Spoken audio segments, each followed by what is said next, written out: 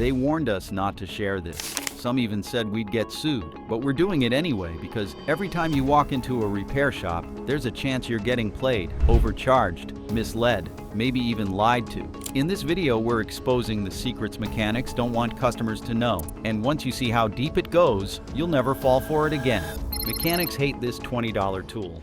There's one tiny tool you can buy for less than $20 that has the power to expose some of the most common tricks in the auto repair world. It fits in the palm of your hand, requires zero professional knowledge to use, and yet it can stop a dishonest mechanic in their tracks. Mechanics hate it not because it breaks anything, but because it breaks their cover. This tool is the OBD2 scanner, also known as an onboard diagnostics reader, and for everyday drivers it is pure power. It is equipped with a universal onboard diagnostics port, usually located under the dashboard, near the steering wheel. When your check engine light comes on, that port stores error codes generated by the vehicle's computer system. And here's the kicker. Those codes can be read instantly using a simple OBD2 scanner. What mechanics don't want you to know is that many of those terrifying check engine light warnings are often minor, like a loose gas cap or a small emissions hiccup. But without this tool, you're blind to that. You have to rely entirely on the mechanic's interpretation of the problem. This creates the perfect setup for upselling,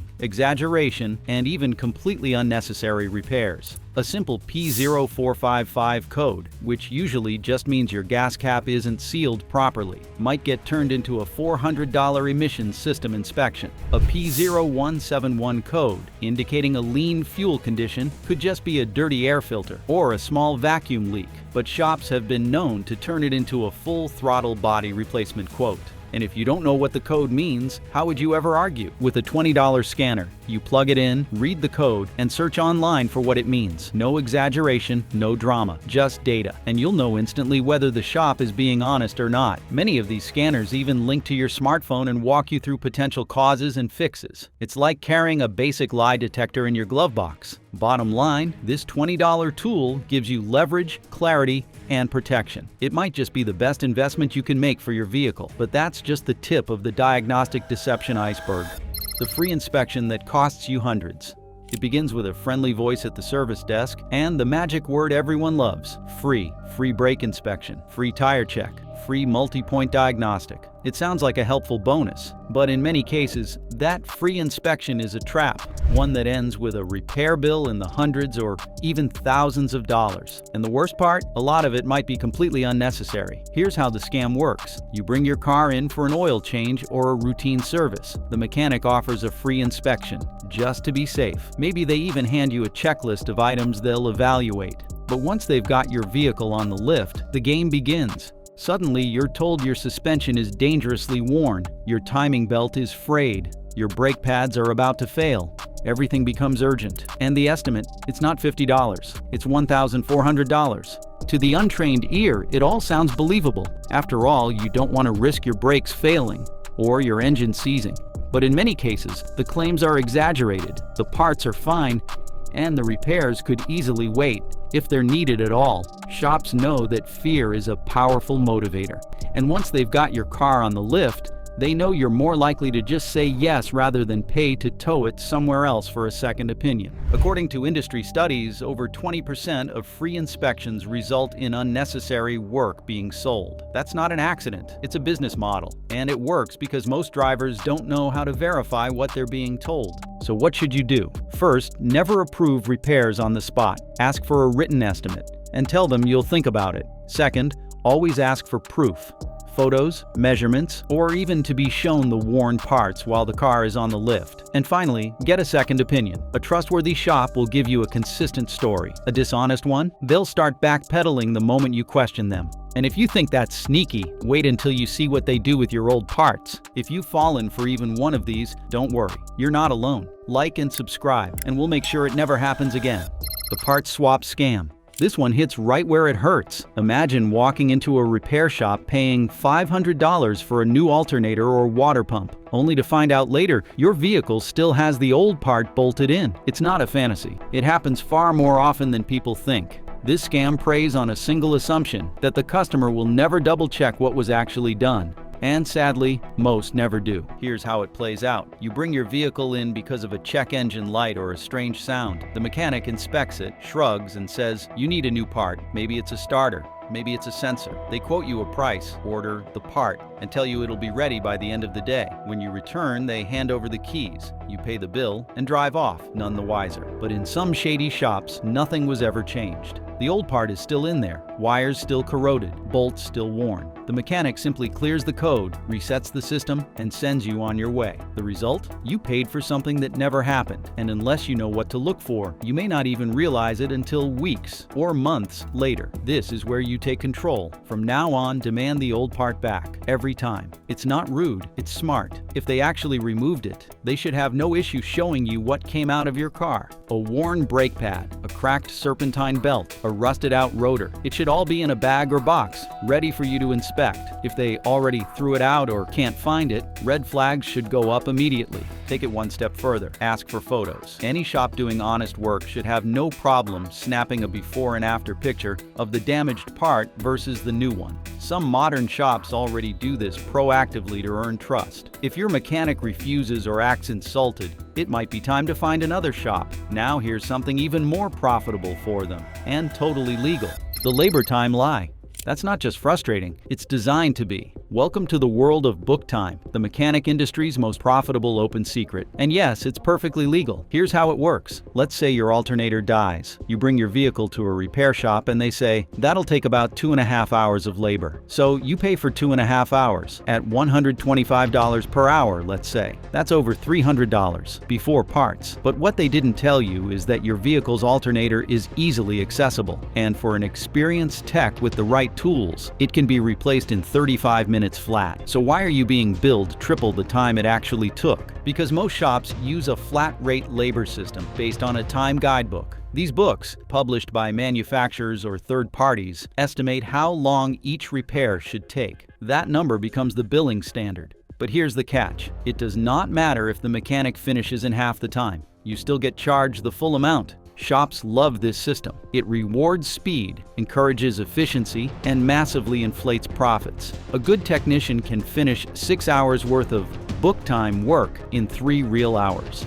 The shop still bills for all 6. Multiply that by the number of jobs they do in a day, and it adds up to a cash machine hidden in plain sight. Now, to be fair, book time does make sense when jobs are unpredictable or messy, like rusted bolts, odd engine layouts, or custom vehicles. But when it's something routine, like a battery change, oil filter, or spark plug swap, the margins get ridiculous. The technician could be sipping coffee between jobs while you're still being billed. So what can you do? First, look up estimated labor times for your specific vehicle and repair. Websites like RepairPal or Your Mechanic can show you what's reasonable. Second, ask for a labor time breakdown before work begins. And most importantly, ask this: are you charging based on actual hours worked or book time? If they hesitate, you already have your answer. And speaking of inflated numbers, let's talk about what's hiding in your oil bill.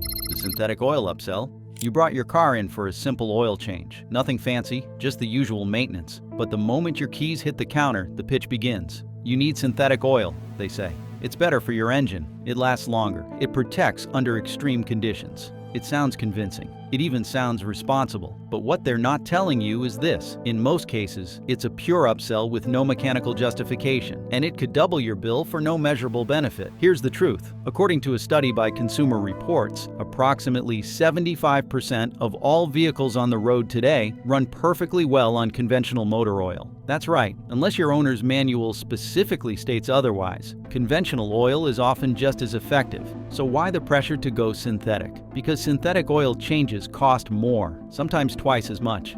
And that price gap means pure profit for the shop. Let's say a conventional oil change costs $50, synthetic $90 to $120. Multiply that difference by hundreds of customers a week, and you've got a gold mine hiding in your service department. Now add in the fact that most customers won't question the advice, especially when it's framed as protecting their investment, and it becomes one of the most lucrative low-effort upsells in the business. But here's where it gets worse. Some shops won't even tell you they're upgrading. They'll just pour in synthetic, add the markup, and hand you a bloated invoice. If you question it, they'll say your car needed it. They'll wave their hands at vague terms like modern engines or advanced tolerances, hoping you don't check your manual. But you should, because your manual is the only voice in this that's not trying to make a sale. To be clear, synthetic oil does have benefits. It holds up better under extreme heat, cold, or high-stress driving like towing or performance racing. But unless you're doing those things, or your engine explicitly requires it, you're better off sticking with what your manufacturer recommends. The fix is simple. Read your manual. Stick with the specified oil type and weight, and never let anyone scare you into an unnecessary upgrade. Because unless you're racing down the Autobahn, chances are your car just wants clean oil, synthetic or not, and they don't stop there. Next comes the dirtiest trick in the playbook, the filthy filter fake out.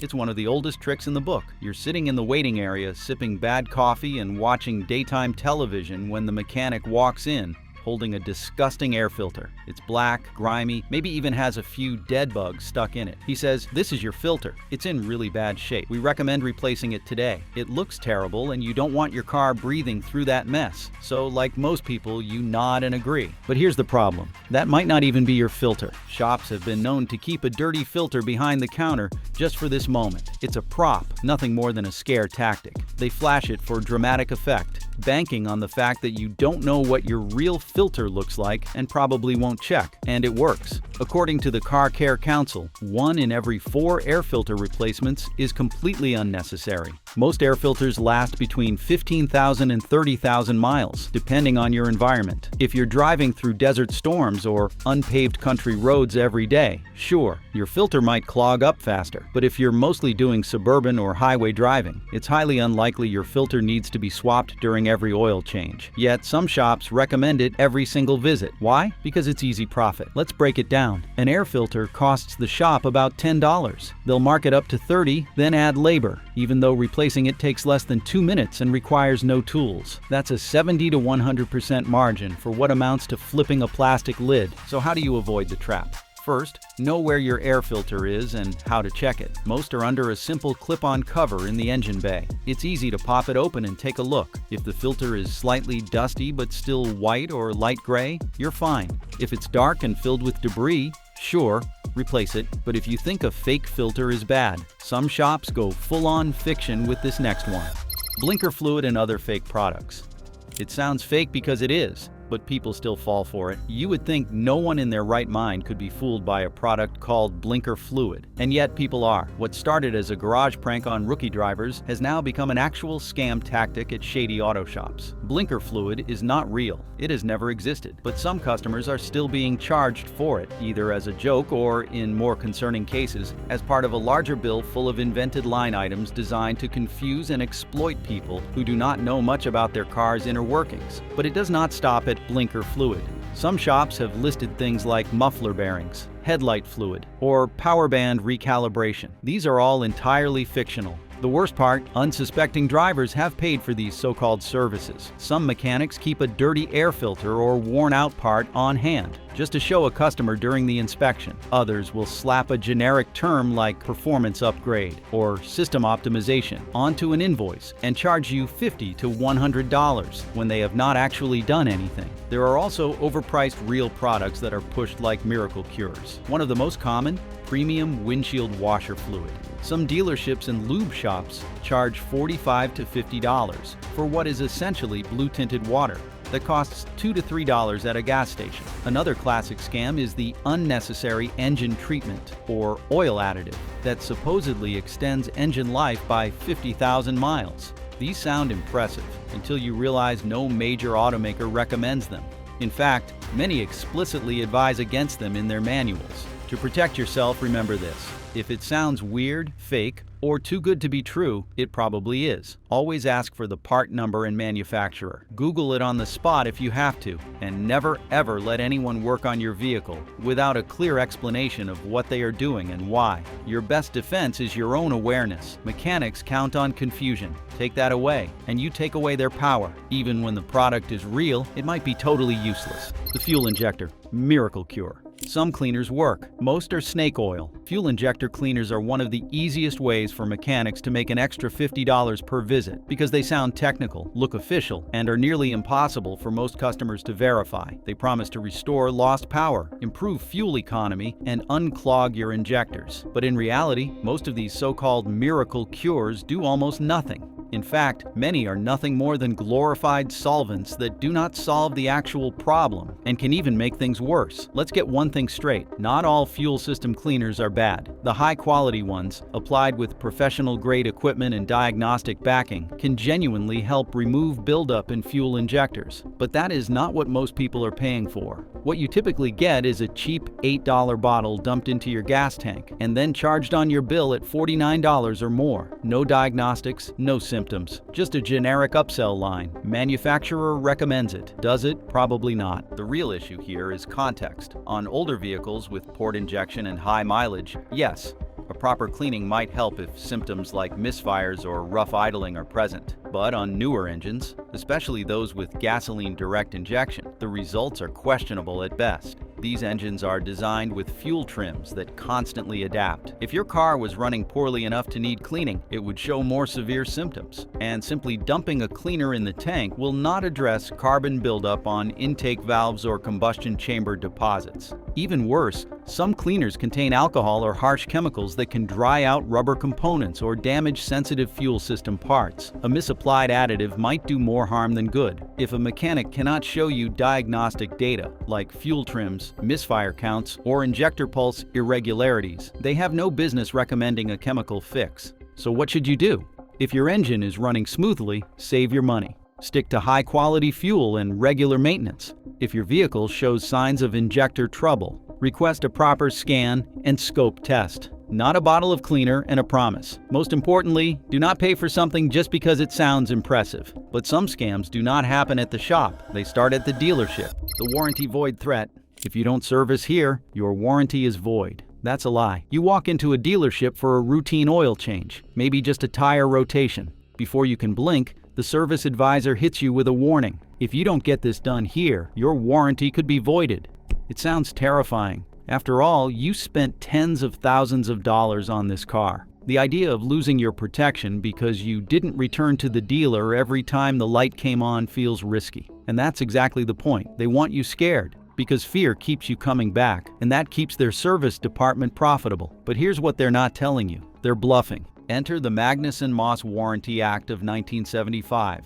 This federal law protects consumers like you from exactly this kind of manipulation. It states that your warranty cannot be voided just because you choose to get your car serviced by an independent mechanic or use aftermarket parts. As long as the work is done properly and the parts meet the manufacturer's quality standards, your warranty remains valid. That's the law. Let's break that down even further. If your vehicle's manual says to change the oil every 6,000 miles and you go to a trusted local mechanic who uses the correct grade oil and a quality filter, you've fulfilled your end of the bargain. The automaker cannot deny you warranty coverage simply because that oil wasn't poured in a dealership bay. The same applies to brake pads, timing belts, spark plugs, and even engine work, as long as it's done to spec. They may try to say otherwise, but legally they have no case. Now, this doesn't mean you can ignore service altogether or use the cheapest knockoff parts you can find. If the dealership can prove that poor workmanship or subpar parts caused a failure, then yes, they can deny coverage for that issue, but not the entire warranty. The burden of proof is on them, not on you, and most of the time they won't even try. They're just betting you won't know your rights. And now, for the grand finale, the dirtiest tactic of them all, the brake pad pressure play. Your brakes are at 10%, but what does that even mean? You bring your car in for a routine tire rotation or oil change. Everything's running fine. No squeaks, no grinding. But then the technician walks out with a clipboard and says something that immediately makes your heart race. Your brake pads are at 10%. You need to replace them now. 10%? That sounds terrifying. You imagine metal on metal carnage, a complete loss of braking, maybe even an accident. And that's exactly why they say it. The brake pad percentage trick is one of the oldest and most effective pressure tactics in the book. The problem is, it means absolutely nothing unless you know what to compare it to. 10% of what? How thick were the pads when they were new? Are we talking about 3 millimeters or 1 millimeter? Most brake pads start their life at around 10 to 12 millimeters thick. They generally need to be replaced at 3 millimeters, according to guidelines from the National Highway Traffic Safety Administration. So let's do the math. If your pads are at 3 millimeters, that might be 25% life remaining, not 10. But mechanics say 10% because it sounds more urgent, more dangerous, more profitable. They're not trying to inform you, they're trying to scare you.